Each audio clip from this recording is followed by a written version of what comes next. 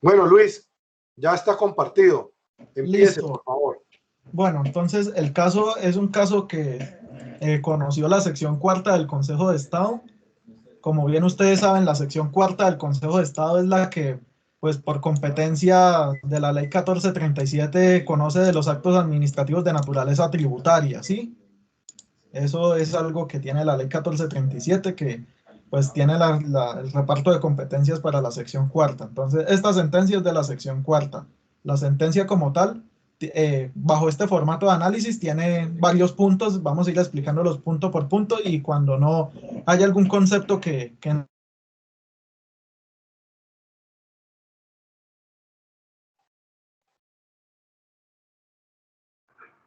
Hola, ¿ustedes están escuchando a Luis?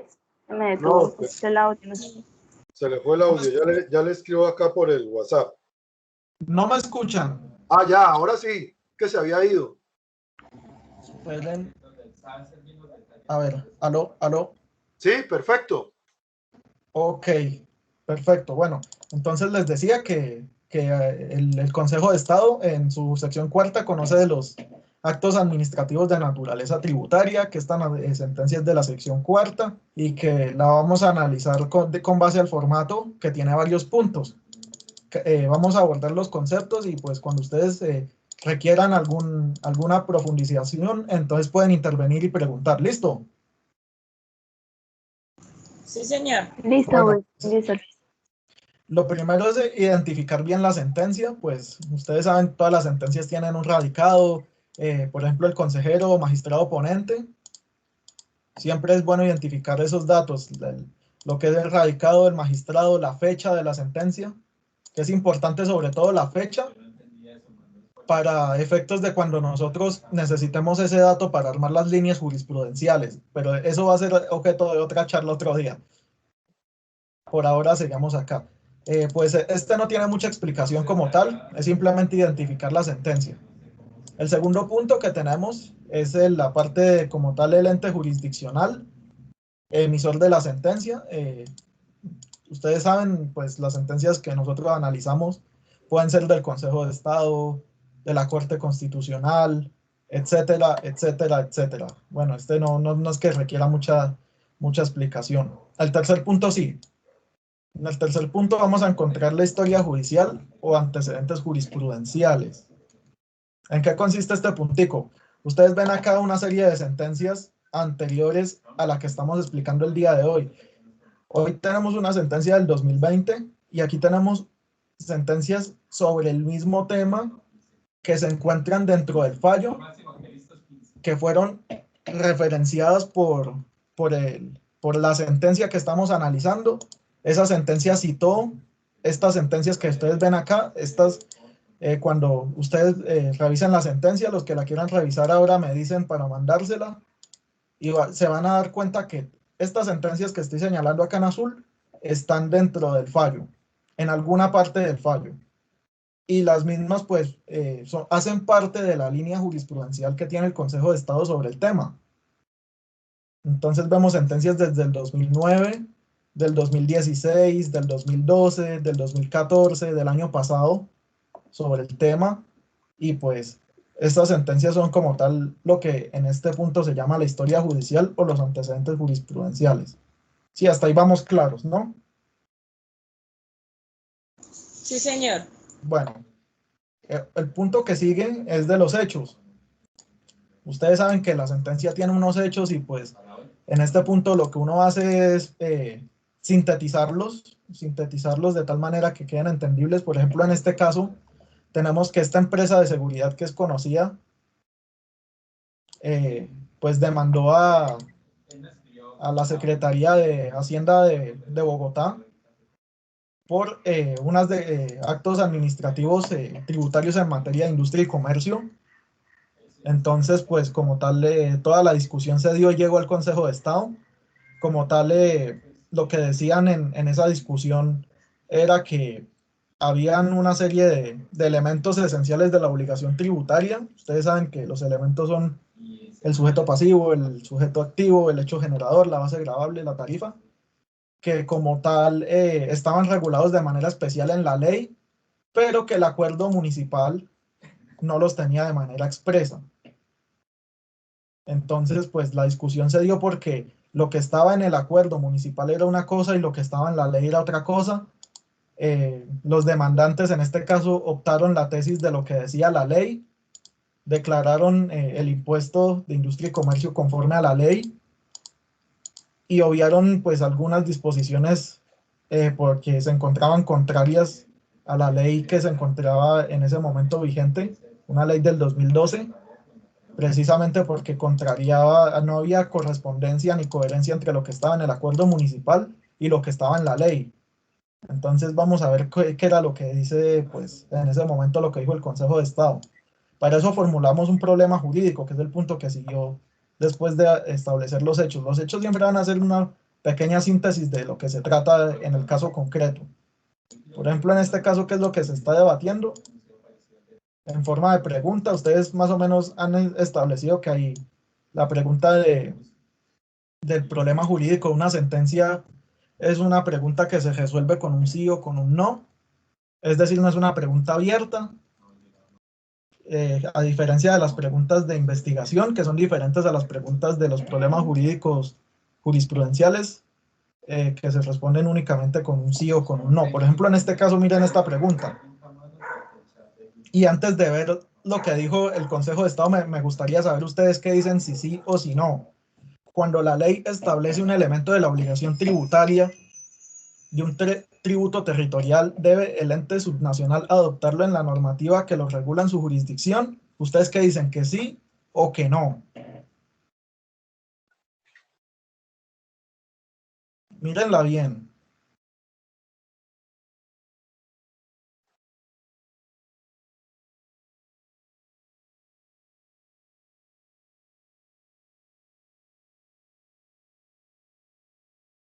¿Ustedes qué dicen?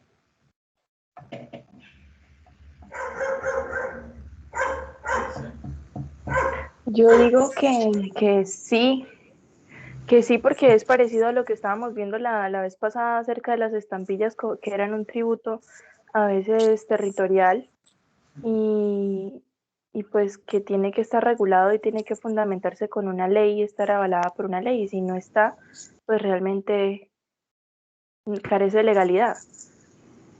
Ok, obviamente está en la ley, pero lo que se refiere a la pregunta es si, además de estar en la ley expresamente, también debe estar contenido en el acuerdo municipal también de manera así expresa. Es decir, no solo en la ley, sino también en el acuerdo municipal. Debe estar en los dos, ¿sí o no? O Muy buena solamente en uno. aclaración, Luis. Muy buena aclaración. ¿En la ley y en el acuerdo, o solo en la ley o solo en el acuerdo? Pues Con eso responden esa pregunta, ¿sí o no? yo digo que sí, porque si el acuerdo, si falta uno de los elementos para que nazca esa obligación tributaria, pues si falta uno de esos elementos dentro del acuerdo, pues iría contrario a la ley, ¿no? Ok, No ok. cumpliría con el requisito de la ley que tiene que cumplir todos los elementos para que sea un tributo. Efectivamente, la ley contempla todos los elementos de la obligación.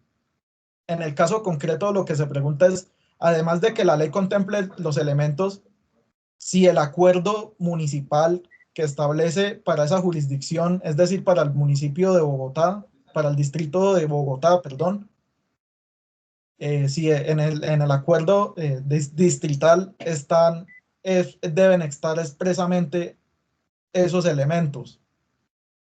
También ya están en la ley. Ahora sí deben también estar en el acuerdo del municipio. Yo digo que sí. Deben estar expresamente en el municipio también.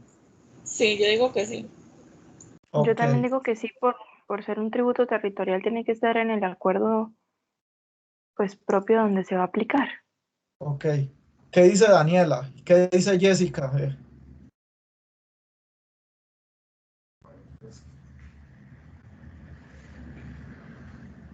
Bueno, como que no están. Entonces, señoras y señores, resulta que el Consejo de Estado dijo que no es necesario. Obviamente esto es discutible, ¿no? Por el principio de certeza del tributo, por todo. Pues yo por lo menos yo pensaría que debería. pero vamos a ver que el Consejo de Estado dijo que no, en el caso concreto, que si la ley lo contempla, ya lo contempla, pues en estos casos, pues el simple hecho de desconocerlo dentro de los acuerdos municipales, pues va contrario a la legalidad del impuesto, pues que en esos casos pues es necesario anular porque no puede un acuerdo municipal ir en contra de lo que dice la ley. Entonces vamos a mirar por qué. Vamos a mirar por qué. Tenemos el punto que sigue, que son las instituciones jurídicas abordadas en la sentencia. Tenemos varias. Principio de Estado unitario es una de las instituciones jurídicas que tenemos en la sentencia que estamos analizando. Otra institución jurídica es esta que ven acá, el principio de autonomía, el principio de descentralización, el de reserva de ley en materia tributaria, que es importantísimo, siempre está presente, el principio de legalidad. ¿Sí los ven? Son como tal conceptos que son claves para entender la sentencia, que es necesario siempre tenerlos presentes, identificarlos. Generalmente cuando uno lee una sentencia, ustedes encontrarán que hay conceptos que la Corte suele definir, que el Consejo de Estado suele definir, que tienen sus propias definiciones. Ustedes encontrarán definiciones jurisprudenciales de lo que es el Estado unitario, la reserva de ley, el principio de legalidad, entre otros. Todos los que ustedes ven acá son conceptos que son claves para poder comprender la decisión, que son fundamentales para comprender la decisión y que se abordaron en la sentencia.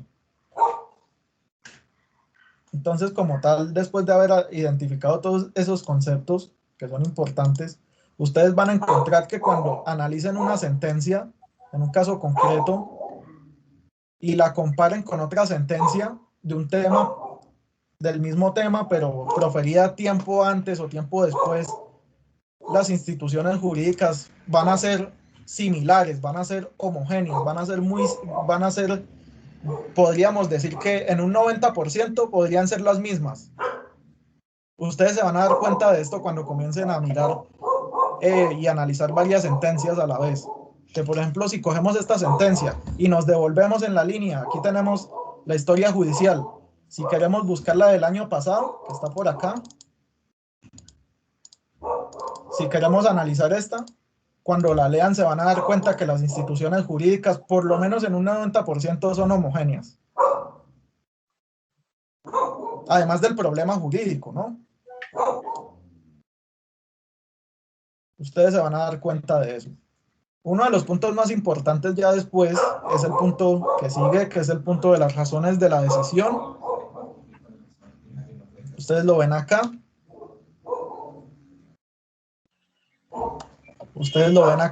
Las razones de la decisión como tal es lo que el profe siempre ha hablado de la ratio decidendi, de los fallos.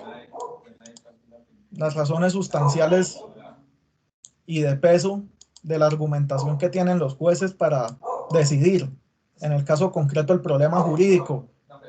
Estas razones que ustedes ven acá, esencialmente estas tres, ya las vamos a analizar, fueron las que tuvo el Consejo de Estado en este caso para decir que no es necesario. Entonces, analicémoslas. Miren lo que dicen. Las bases gravables especiales utilizadas por la ley también deben ser aplicadas directamente por estos entes, como en este caso, en la determinación del ICA, que es el Impuesto de Industria y Comercio, para las empresas que prestan servicios de vigilancia en lo que corresponde al AIU. Este es un término que está específicamente en la ley sobre la prestación de servicios de vigilancia, sin que ello desconozca el principio de predeterminación. Ustedes han escuchado hablar de este principio. Este principio se encuentra también en el artículo 338 de la Constitución y habla sobre ese mandato que contiene el artículo 338 sobre que debe ser la ley, el acuerdo o la ordenanza la que contemple en su totalidad todos los elementos esenciales de la obligación tributaria, es decir, el sujeto activo, el sujeto pasivo, el hecho generador, la base gravable y la tarifa. Si no están esos elementos, el tributo no está predeterminado, lo que quiere decir que no se respetaría este principio de predeterminación del tributo. Bueno, siguiendo con el tema, miramos que, como lo digo acá, ya lo dije, el artículo 338 es el que consagra ese principio.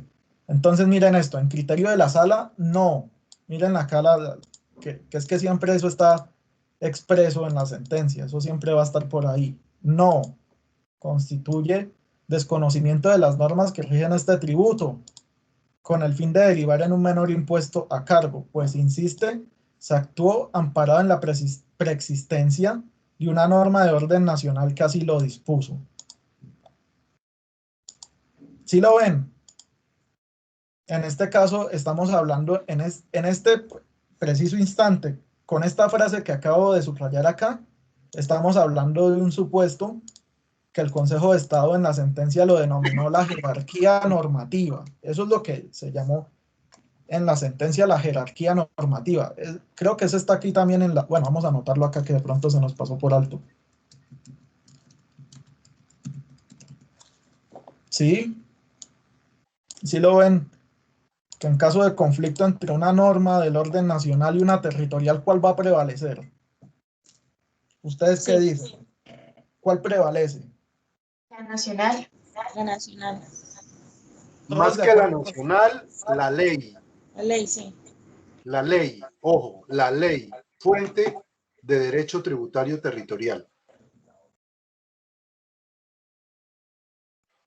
Bueno, entonces si ven que con todo esto, esa es la razón suficiente para decir que no al problema jurídico. Es decir, otra vez, si tenemos una ley que tiene los elementos y tenemos el acuerdo que contraría lo que dice la ley, es necesario, lo que dice acá, que el ente subnacional deba adoptarlo en su normativa, pues ya vimos que el Consejo de Estado en este caso dijo que no. Ya vemos que dijo que no. Y bueno, ya lo demás son razones también de peso, pero la principal era esta que pusimos de primero. Siempre la razón de peso es la primera que vamos a exponer en la ratio decidendi. Luego la segunda más importante y así sucesivamente. Siempre hablamos en orden de importancia, ¿sí? Quizás en las sentencias ellos no la tengan organizado así, pero la tarea de nosotros cuando analizamos es precisamente ordenarlas.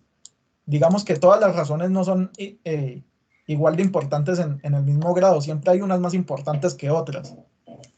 Entonces, por ejemplo, en este caso, esta razón es más importante que la que sigue.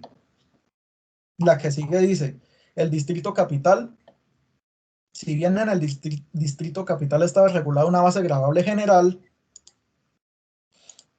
no lo es menos que existe una base especial consagrada por el legislador. Si ven el conflicto que hay, el acuerdo dice una cosa, el legislador dice otra cosa. De manera que, como lo ha expresado la sala, las normas de los entes territoriales que regulan los elementos de la obligación tributaria no pueden ser contrarios a la ley. ¿Sí lo ven por acá? Ni Sí. a la Constitución, tampoco, miren lo que también está. Entonces, miren, aquí ponen el ejemplo. Si un departamento, municipio o distrito adopta un tributo, podrá establecer aquellos elementos del mismo que no hayan sido fijados por el Congreso de la República. Pero, ya vamos para ese pero.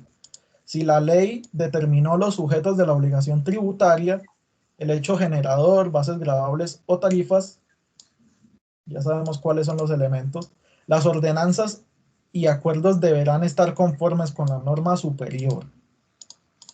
Si ven otra vez lo de jerarquía normativa aquí otra vez, sí pueden identificarlo. Sí.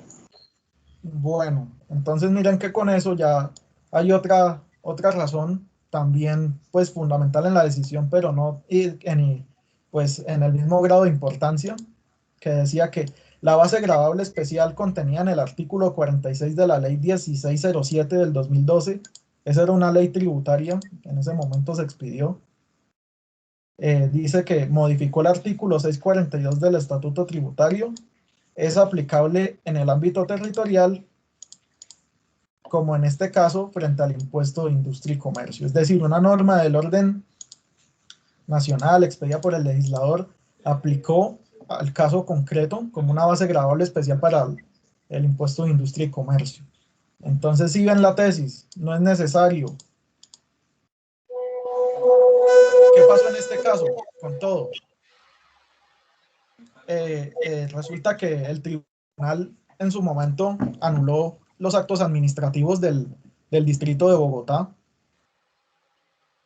condenó también el restablecimiento del derecho, y pues en este caso lo que hizo el Consejo de Estado fue confirmar esa decisión a favor del demandante, que era el contribuyente. Le dieron la razón al contribuyente en este caso.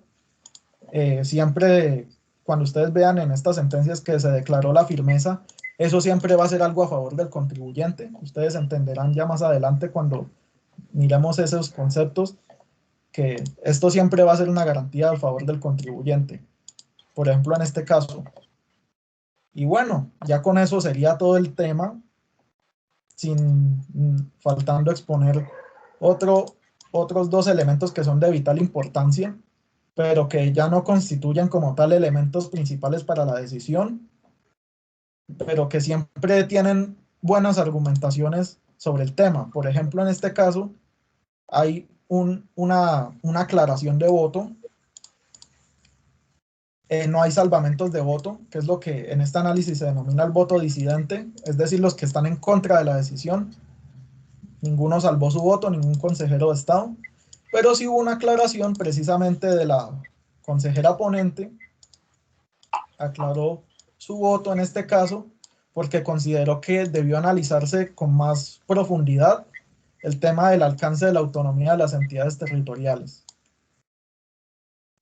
Y en parte tenía razón, porque si ustedes vieron, en un principio todos ustedes dijeron que sí debía pues contemplarse de manera exhaustiva los elementos de la obligación tributaria, y yo creo que ustedes lo dijeron fue por esto, porque los entes tienen una serie de autonomías que le permiten también definir los elementos esenciales de su obligación tributaria, y precisamente pues en esta sentencia, ahora que ustedes tengan la oportunidad de leerla, se van a dar cuenta de que en este caso ese análisis, preguntas, aportes que hay. Y bueno, muchachos, eso es todo.